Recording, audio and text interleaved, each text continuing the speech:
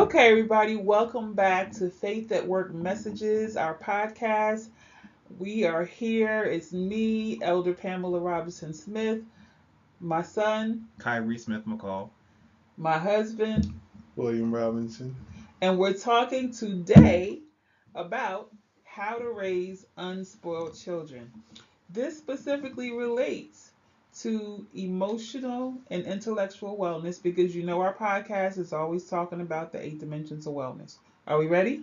Yes, and before we go any further, I wanted to mention that the inspiration for this technically came from as we were finishing up our last episode. So this, since I normally catch things, I think this will be a nice avenue to go into. So let's go into it. All right. Thank you, Kai.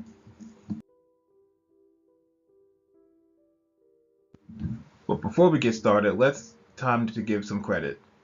Dr. Peggy Swarbrick, a Rutgers professional, coined the concept of the 8 dimensions of wellness back in the 1990s. It brings awareness to disparities that many people face on a daily basis. Today's discussion, like I said, relates to Dr. Swarbrick's idea about emotional and intellectual wellness. We also reference an article by Michelle Borba titled "A Child Psychologist Shares the 5 Signs You've Raised a Highly Spoiled Kid and How Parents Can Undo It." So, the 8 dimensions of wellness include emotional, spiritual, intellectual, physical, environmental, financial, occupational, and social.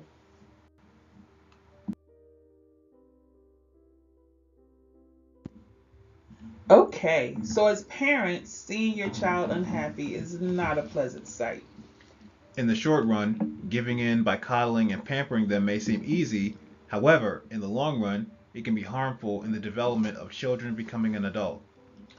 Michelle Borba, a child psychologist, has seen the impact with kids growing up to be overindulged, selfish, unhappy, and consistently unsatisfied adults. She also said that there is a way to stop unfavorable behavior before it starts. So before we get too deep in the conversation, my husband has raised 2 children as a single father once upon a time. What are your initial thoughts about spoiling a child, or did you spoil your children?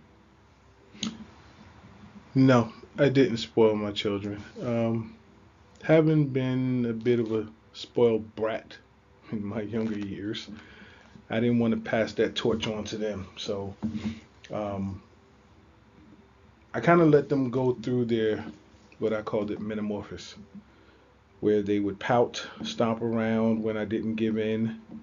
Um, and not to say that it didn't bother me, because most parents want to cater to their children and make them happy with simple things, but I didn't want the simple things to become more costly, meaning a lollipop from the corner store could turn into a visit to the ice cream parlor, and when you didn't do anything to deserve it. So I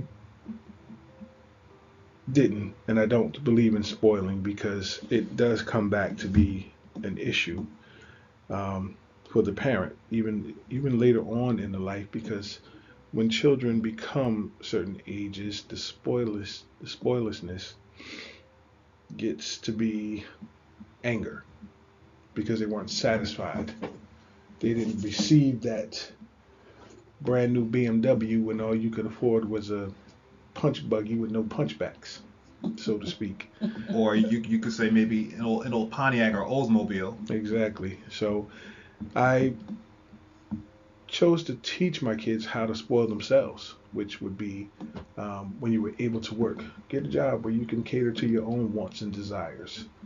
And maybe you can turn it back on your dad a little bit because, I spent a lot of time busting humps and dealing with a lot of spoiled people trying to satisfy my children. So, um, yeah, spoiling a child, and especially in today's society, is not healthy at all. So if you don't have to, don't do it. Okay.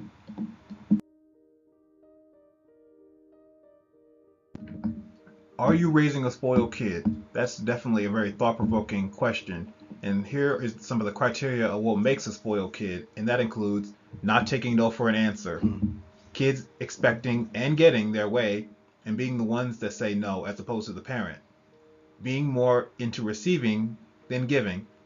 These are kids who are unappreciative of what parents do for them, and the word gimme is on their minds as opposed to words like please or thank you. Demanding things ASAP. These are kids who demand to be catered at that waking moment and not putting others into consideration. Or they're only thinking about themselves. These are feelings of entitlement and expecting special favors.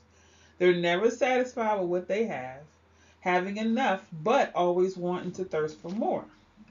So, I'm going to ask Khary, do you feel like I, as your mom, spoiled you? No, I definitely had very much structure growing up. You were logical. When we would go to the toy store, I would say you we actually created a system where I would bring a toy and I would ask you, is this a good price? And you would either say yes or no, and then just go on. It's like you didn't just give me everything. And I think that helps because it has that structure. Because if you give a child everything, you could be creating a seed that could end up creating a monster in the end. I think it's all about I think a lot of things about finding middle ground. You don't want to spoil them with everything, but you don't want to be completely not giving them anything to the point where you're not actually feeding them and giving them what their necessities. Yeah, when he was young, we would go to Walmart or places like that, and he got to a certain age where I could take him to the toy store. It's a different time, and you stay in this department because that's what he wanted. He would go up and down the aisles of the toy store, up and down, searching for that specific toy. And then he would go, Mama, is this too expensive?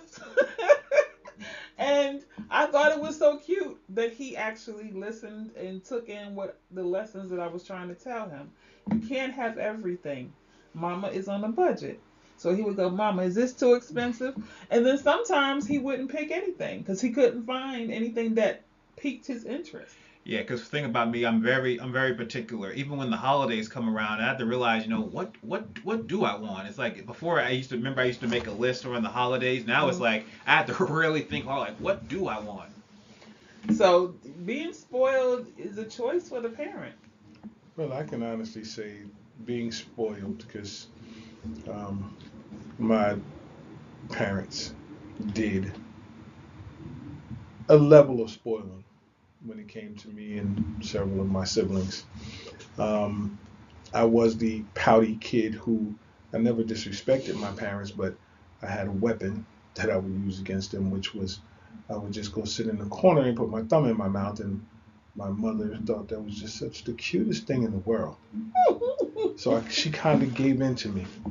But in the same token, if I did something wrong, those gifts I got were taken from me.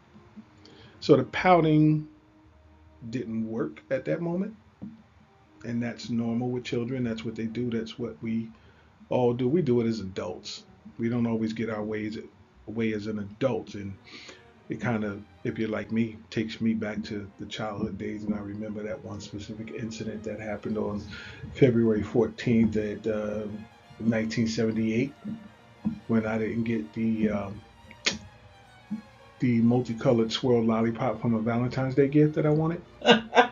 So I mean, and that's going back from an adult time. It's funny because we get to travel back, but the unfortunate thing is spoiling a child, especially in today's world, is not healthy for the parent, and it's definitely not healthy for the child. So I just wanted to kind of add that to that.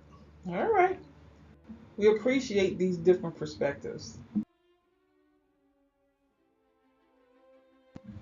So next we're going to talk about, although we've gotten some gems of wisdom from both Kyrie and Will, we're going to talk about some parenting tips. And like I said, these these tips come from an article that we reference, but stay tuned for more tips from our handsome and lovable speakers.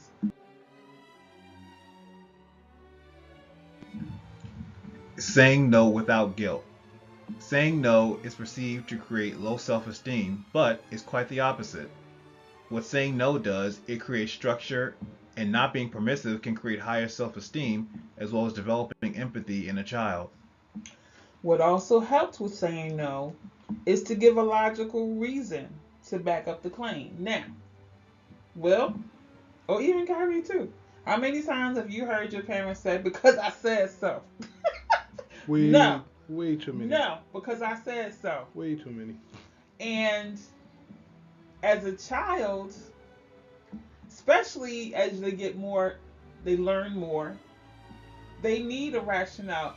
Khary was he asked a million questions. That's why he's so smart now. Why? Why is that? Why is this over here? So to just say no and not give a rationale may be an issue, right, Kai? Mm-hmm. So when you were younger, even now, you want to know why. If I tell you no, you can't do that. That's only giving you part of the answer, right? Yes. So it's important, and as a child, you can break it down into simple terms. No, you can't have, and that's a lot of what I did with him. No, you can't have this particular toy because mama is on a budget. Or no, you can have that toy because it's gonna hurt you. So it may, some parents, especially the old school parents, will say, "Cause I said so," and it left the kid kind of standing there like, "I don't understand," right? I don't understand. Tell me the reason, and if they don't understand, they're still gonna try to get or do what you told them no to, right, Will? Yep. So it's something to be said. We have, kids are smarter these days. They're exposed to more on the TV, on the radio, on the computer, on the tablets. They know more. So it's important for us to give them logic, a reason to why they can't have or do what they want to do.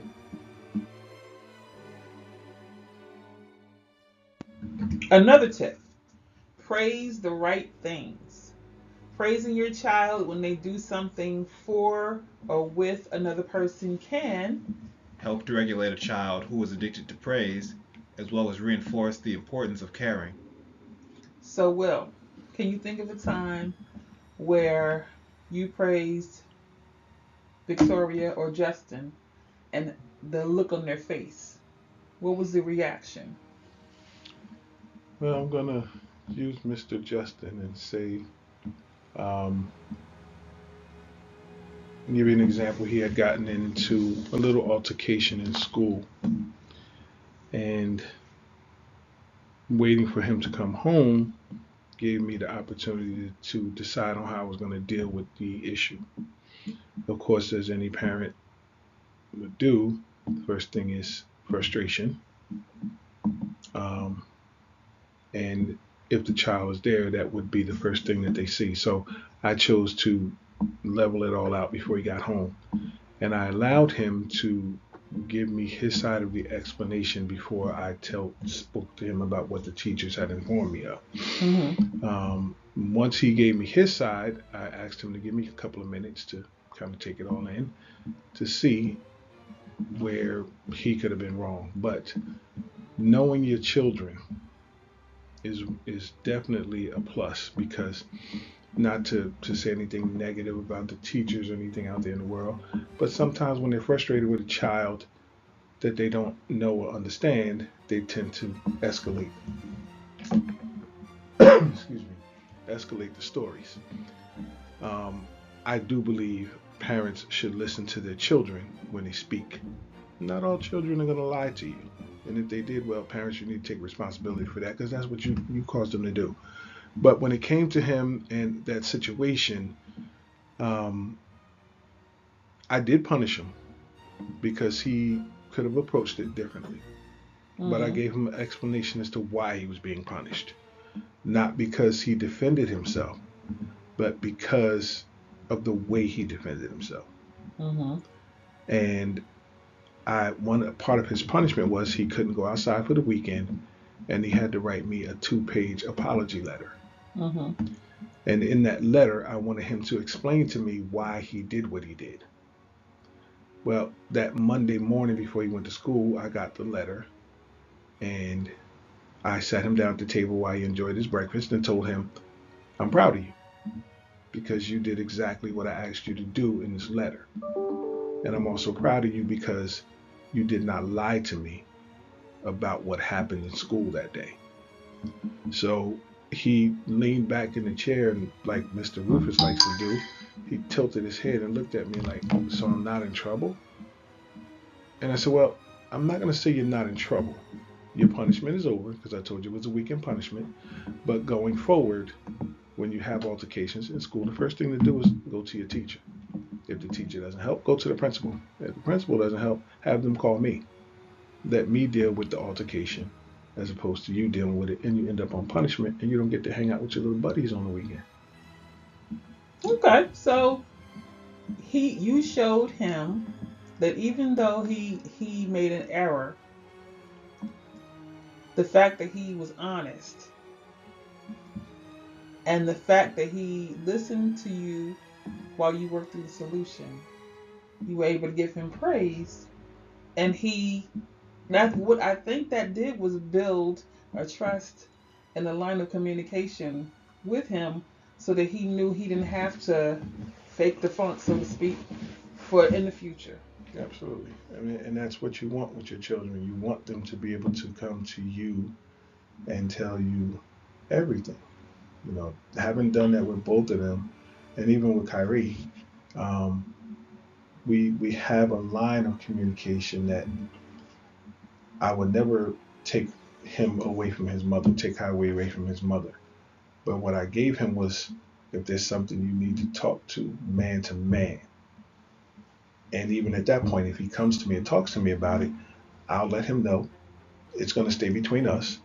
Or if it's something that I feel the need to share with his mom, then I'm going to let him know, Khary, I have to talk to your mom about this because by all rights, you know, if she found out, she would be mad at both of us that we didn't tell her. But I wanted that bond with Khary so that he knew what it was like to have besides his granddad, a male figure that he could say, hey, you know what, this sounds like there's something I need to talk to a guy about. So let me call Will or whatever he decides to call me. Let me call him and see what his feedback is on it. That's important. Thank you. Okay, another tip: boost gratitude. Gratitude practice can lead to children feeling happier, coping better with adversity, and higher life satisfaction. Also includes holding gratitude rituals with your children. Younger children can draw what they're grateful for, while older children can write what they're grateful for in a diary. Also, having a shared family journal at the dinner table to write what everyone is grateful for. Gratitude. I think that tip can apply to children and adults alike, right, Kai? Yes. What do you think about gratitude practice? I think with anything it's important to do something on a regular basis that it'll sink in. The fact that the more you do it, it might, when you start out, it might be a little bit difficult, but the more you do it, you're consistent with it, it'll be easier to do. And it's I think with a lot of things it's important to be great, at least grateful for something on a daily basis. Right. I think sometimes when you're going through challenges, particularly, and time seems so rough or you just can't deal, being able to take a moment and being self-aware to take a moment to write what you're grateful for. Because I mean, I constantly tell myself this: if I'm going through something, then I say to myself, somebody else could be going something worse, you know. And or I see a real life example of somebody going through something worse than I'm going through. So boosting and encouraging the practice of gratitude, particularly from starting from a child, it helps them to live a more appreciative and rewarding life.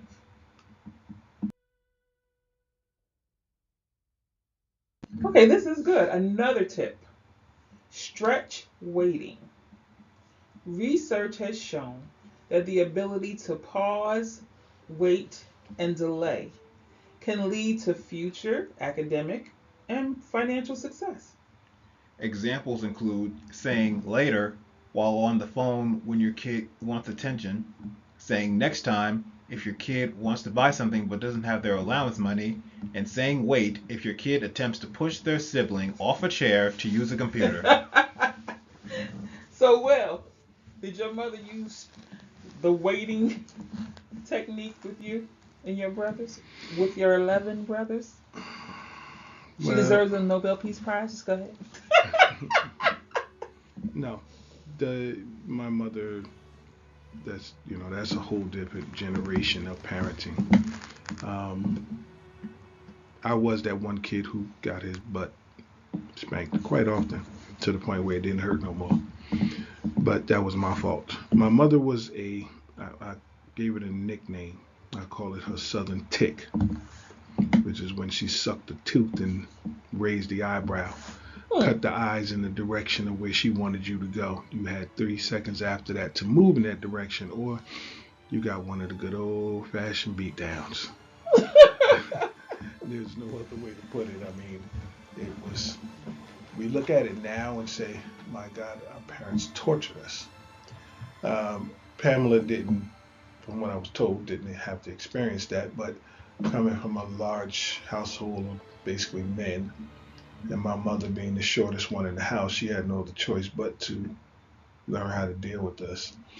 And I was the defiant child.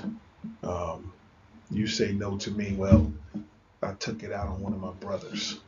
I didn't do the whole sit in the corner with my arms folded. I found a way to aggravate them. I would tie their shoestrings together while they're sleeping and yell fire so they could jump and fall on their face. That was how I dealt with my mom and her telling me no. We laugh about it today.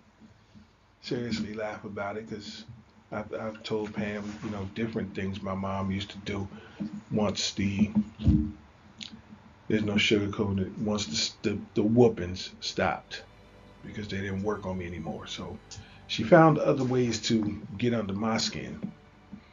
Um, I was a huge lover of peanut butter to the point where I had my own batch because nobody was allowed to touch mine. And it went everywhere I went. So if I went to school, it was with me. When I went to bed, it was under the bed where I could just roll over, reach down, grab my spoon, and have a spoonful of peanut butter. Those were things my mother did to me when I wouldn't listen to wait your turn. And those things became torturous to the point where I said, I ain't having no kids because I don't want to have to live like that.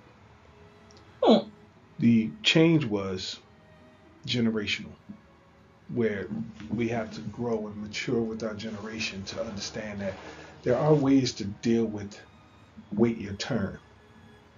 And yelling at a child or using foul language at a child is not the way to do it.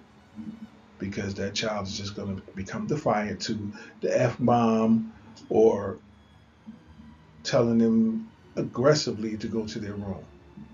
As they're going to their room, they're going to call that parent or parents everything that's not holy. I mean, they're going to do it under their breath, and then by the time they're 11, they're going to be doing it out loud.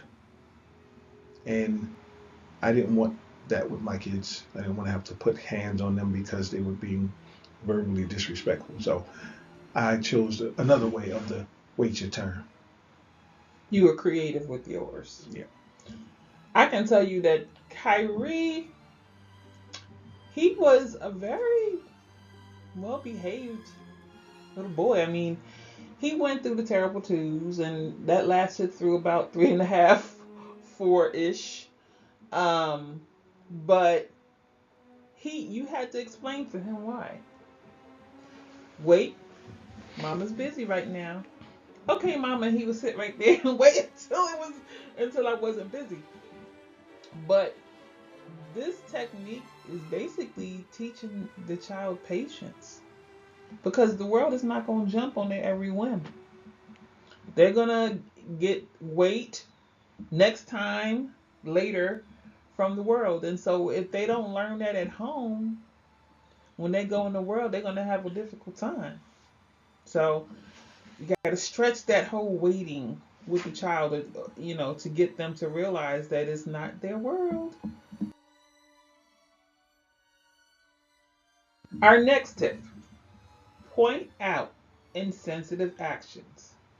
When a child does something inconsiderate, Have them consider other people's feelings, ask questions about the other person's feelings, and ask what they learned from the situation. when they ask you the right questions, it can help kids.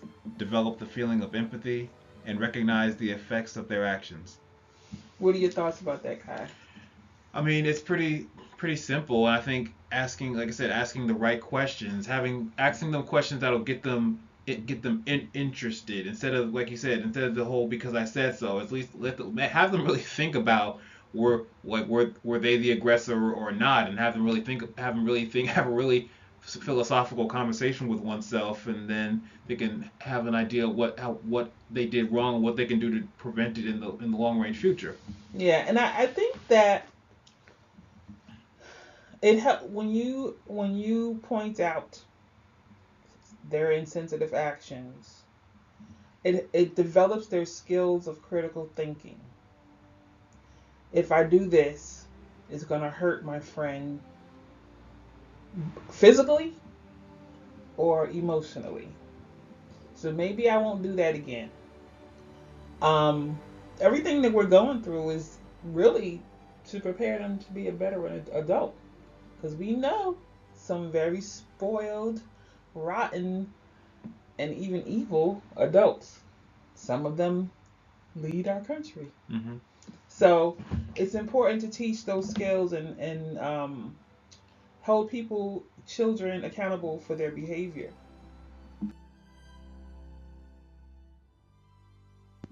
And now we have our last tip, which is focus on giving and not getting.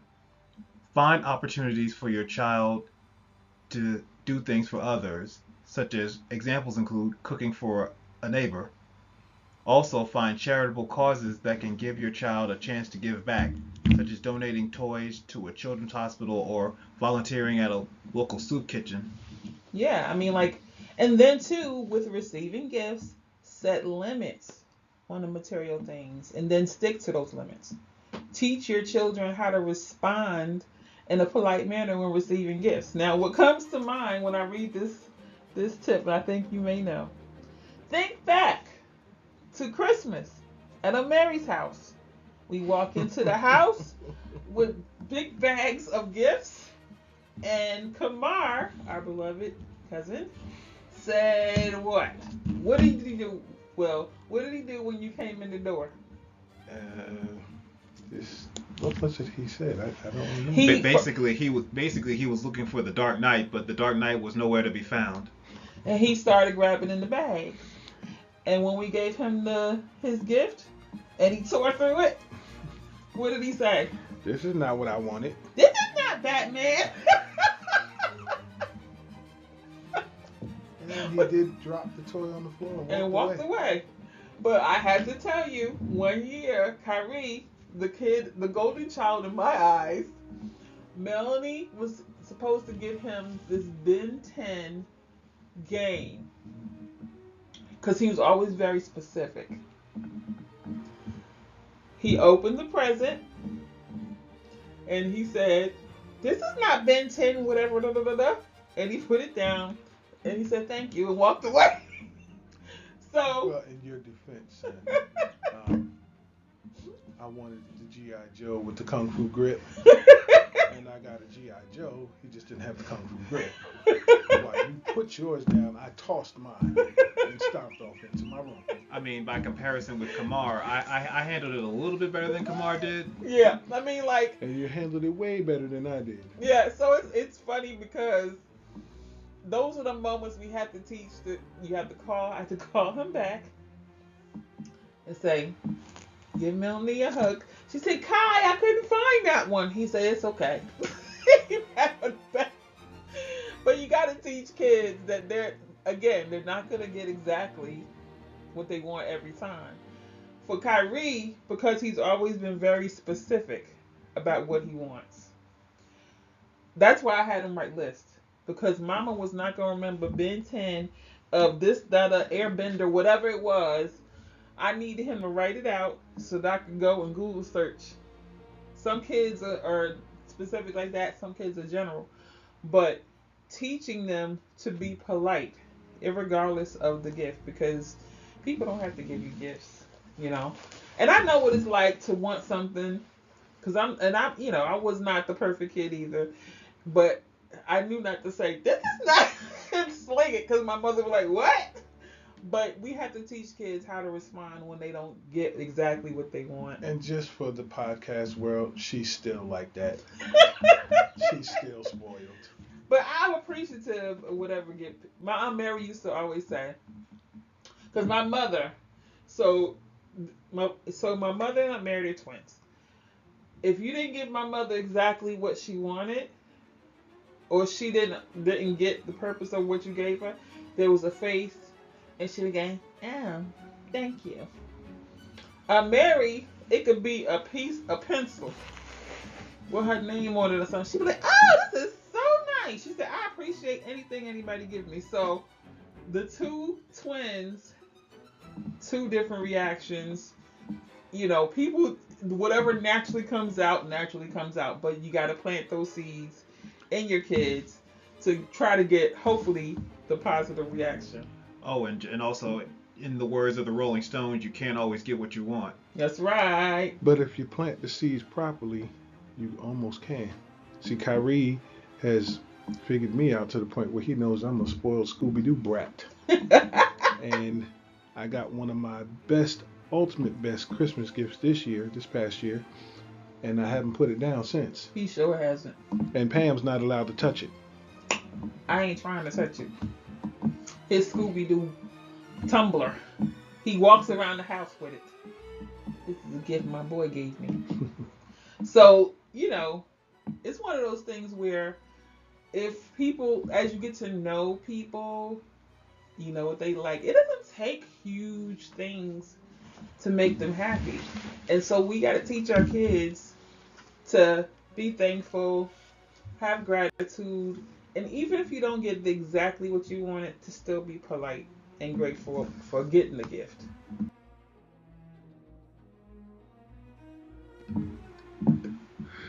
So I would just like to thank everyone for listening to this, and I hope the words that we are sharing with you will bring some kind of help, joy, smiles, because we get to go back over this over the years and look down at our children and smile about the mischievous ways they were and how we used to be. And I would like to thank Pamela and Khary for allowing me to be a part of this, and for Khary coming up with these wonderful, wonderful suggestions and podcasts to put together. So thank you. Yes, we always enjoy ourselves because we get to hear stories about when we were kids and growing up. But I just want everybody to take a moment, if you have any questions, to give us a call, 833-72-RENEW, to visit our website, learnutopia.org. Of course, subscribe to our podcast. We try to do this for you. We enjoy it. We're trying to empower you. And stay tuned for more messages. Khary, final thoughts. Hopefully this episode will be beneficial for people who have young parents or people who are about to be impending parents. That's something that they can use to help develop productive children in the world and try to help them, give them what they need, because it says in the Bible, if you train up a child in the way they should go, when they are old they will not depart. Now that's from a spiritual sense, but it could be in a non-spiritual sense. It could be beneficial for them. That's right. So if we raise productive, grateful, non-spoiled or slightly spoiled children, we'll have a better future for our country and our world. Thank you so much. God bless.